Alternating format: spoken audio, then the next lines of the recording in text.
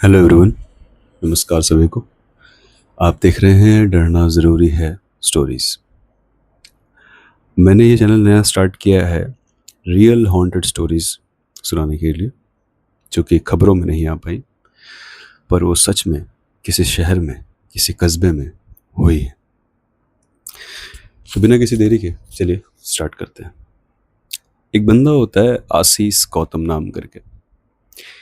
मध्य प्रदेश के झाबुआ डिस्ट्रिक्ट से बिलोंग करता था ये बंदा। उसके परिवार में माँ, दो छोटे भाई बहन और उसके फादर, जो वो 12 साल का था तब एक्सपायर कर गए थे। उसके बाद इसके घर के पूरा खर्च का जिम्मा आशीष के ऊपर आ गया था। ये अपने शहर से निकलता है, गुजरात के अहमदाबाद के एक आउटर सोसाइटी में सिक्योरिटी गार्ड की नौकरी ज्वाइन करता है। सब कुछ सही चल रहा होता है। 17 नवंबर 2022 को इसको एक फ़ोन आता है इसके परिवार से, जिसमें उसकी मम्मा कहती हैं उधर से कि तुम्हारी बहन की 12th तक की पढ़ाई हो चुकी है, ग्रेजुएशन की पढ़ाई करने के लिए वो बाहर जाना चाहती है, जिसके लिए हमें और पैसों की ज़रूरत है। आशीष समझ जाता है कि उसे अब और मेहनत करने की ज़रूरत है। वो दूसरे दिन अपने दोस्त रवि से मिलता है, जो कि उसका इकलौता दोस्त था पूरे अहमदाबाद शहर में। वो उससे पूरी बात बताता है। रवि उसको कहता है कि देख, तेरी सिक्योरिटी गार्ड की जॉब दिन में रहती है, शिफ्ट वाइज होती है जॉब, तो उसके दिन में रहती है। तो वो कहते तो एक काम कर, तो रात में किसी मॉल में किसी ऐसी जगह काम कर जहाँ पे नाइट शिफ्ट होती हो, जिससे तुझे थोड़े पैसे और हो जाएंगे। आशीष को यह बात सही लगती है। वो कहता है ठीक है। वो रवि के साथ जाकर 2-4 मॉल में अपने रिज्यूमे देता है। रिज्यूमे देने के बाद कुछ 1 आध 2 दिन में उसको कॉल आता है एक मॉल से। वो कहते हैं कि हमें यहाँ पर भी एक पीवीआर स्टाफ की ज़रूरत है, तो अगर आप चाहते हैं तो आप ज्वाइन कर सकते हैं। आशीष इस बात को सुनकर बहुत खुश हो जाता है। वो सोचता है कि चलो, कहीं ना कहीं कुछ तो हेल्प हुई। फिर वो जॉब ज्वाइन करता है। सब सही चल रहा होता है। दरअसल रवि ने उसको स्टार्टिंग में ये बात बताई थी कि वो जो रूम लेके जब वो जहाँ रहता था, वहाँ से उस मॉल को जाने के लिए 2 रास्ते थे। एक लॉन्ग कट था, एक शॉर्टकट। रवि ने कहा था भाई, कितनी भी ज़रूरी हो पर तू कभी शॉर्टकट मत लियो, लॉन्ग कट से ही जाना। आशीष को ये बात थोड़ी अजीब लगती है, लेकिन फिर भी वो उसके सजेशन को मान लेता है। वो 3 महीने तक लॉन्ग कट से जाता रहता है। फिर मार्च में 8 मार्च 2023 को, जब वो अपने काम से लौट रहा था मॉल से, उसको फ़ोन आता है रवि का। और रवि फ़ोन उठाता है, कुछ नहीं बोलता। फिर वीडियो कॉल आता है, पर वीडियो कॉल में खासियत ये थी कि उसमें कोई कंट्री कोड नहीं था, कोई डीपी नहीं थी। तो आशीष को लगता है कि ये शायद कोई फेक कॉल है, स्कैम कॉल है। वो कॉल रिसीव नहीं करता। दूसरी बार फिर आता है, वो फिर इग्नोर करता है। जब तीसरी बार कॉल आता है तो आशीष फ़ोन पिक कर लेता है।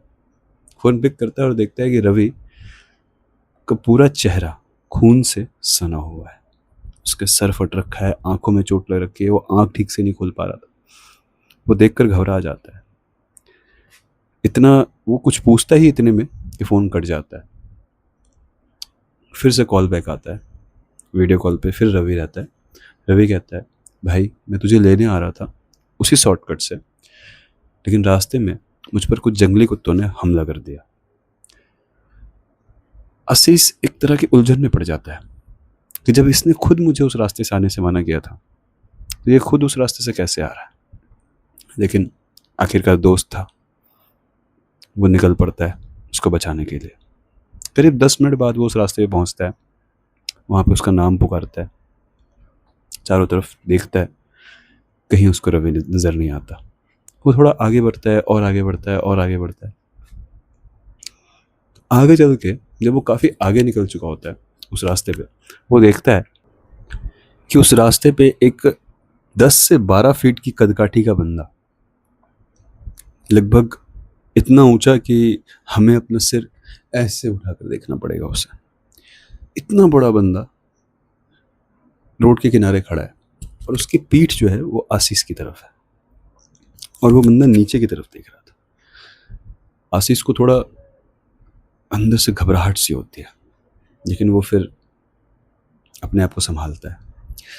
वो एक कदम आगे बढ़ाता ही है कि उसे पीछे से किसी के गुर्राने की आवाज़ आती है, जैसे कि ढेर सारा झुंड हो भेड़ियों का, जंगली कुत्तों का, वो गुर्रा रहे हैं। आशीष अपनी जगह पर खड़ा रहता है, हिलता भी नहीं। वो सोचता है कि अब मैं अगर पीछे जाऊंगा तो मैं ऑलरेडी हाईवे से बहुत दूर आ चुका हूँ इस रास्ते पे। मुझे अब आगे ही चलना चाहिए, हो सकता है कुछ दूर में ये रास्ता एंड हो जाए। वो हिम्मत करता है और हिम्मत करके धीरे धीरे करके उस 12-13 फीट के बंदे को, आप इमेजिन कर सकते हो कि रात में 2-2:30 बजे आप एक सुनसान सड़क पे हो जिसके दोनों तरफ जंगल ही जंगल है, और उस रास्ते पे आप एक ऐसे बंदे को देखते हो जो कि 12 से 13 फीट लंबा हो और वो पूरा ब्लैक ब्लैक से आपको दिख रहा हो और उसका पीठ आपकी तरफ हो और वो नीचे की तरफ देख रहा हो। You can imagine that how scary that situation is. वो बंदा धीरे धीरे करके उस बंदे को, उस लंबे से बंदे को पार कर जाता है। जैसे पार करता है तभी पीछे से उसे लगता है कुछ हलचल होती है। वो उस तरफ ध्यान दे ही पाता तब तक उसके फ़ोन पे रवि का फ़ोन आता है। वो फ़ोन उठाता है, कानों पे लगाता है और रवि उधर से कहता है कि भाई तो अभी तक आया नहीं, कब से मैं तेरा इंतज़ार कर रहा हूँ। मकान मालिक कह रहा है कि मेन डोर बंद करने के लिए।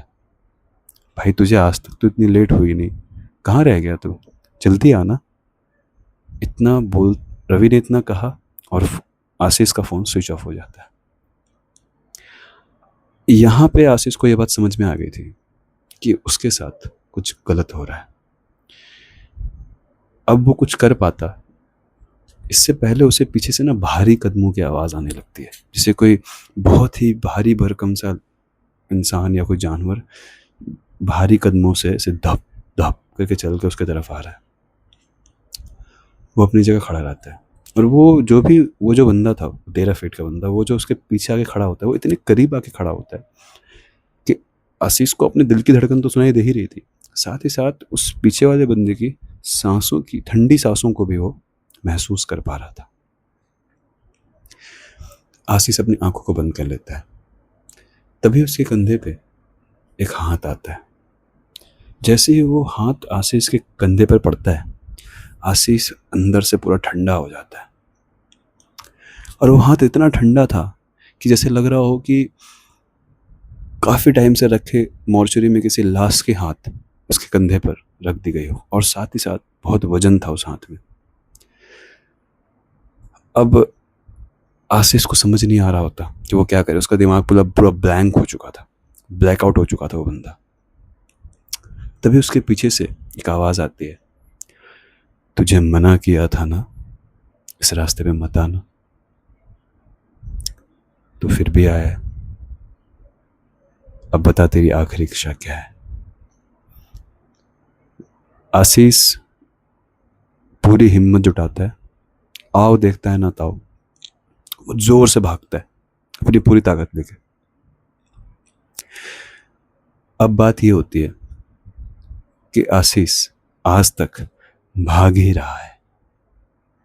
जी हाँ, वो आज तक भाग ही रहा है, वो उस रास्ते से कभी निकल ही नहीं पाया। ना उसके परिवार को वो कभी मिला, ना रवि को वो कभी मिला, ना किसी जिस भी बंदे ने उसकी खोजबीन स्टार्ट करी, कभी नहीं। इवन कि उस रास्ते से जाने वाले लोगों का ये कहना है कि हमें एक बंदे की आवाज़ आती है जो ये कह रहा होता है, मुझे बचाओ, मुझे निकालो यहाँ से। लोगों का ये मानना है कि जब उस बंदे आशीष के कंधे पर वो हाथ रखा गया और जब वो भागा, तो वो जो भागने वाला था वो आशीष का सोल था, उसकी आत्मा थी, उसकी बॉडी वहीं पड़ी रह गई। ज़्यादातर लोग ये मानते हैं। आशीष तभी मर चुका था जब उसके कंधे पे वो हाथ रखा गया। वो शख्स कौन था कुछ नहीं पता। आशीष ऐसे गुमनाम हो गया जैसे हवा। खैर, ये थी आज की कहानी। मैं दोबारा आऊँगा एक सच्ची घटना के साथ। आपको कैसी लगी ये कहानी आप ज़रूर कमेंट में बताएं। पसंद आई तो चैनल को लाइक करें, सब्सक्राइब करें, लाइक करें वीडियो को, कमेंट में बताएं कैसा लगा। और मिलते रहूँगा फिर आपसे एक नई घटना के साथ। तब तक के लिए जय हिंद।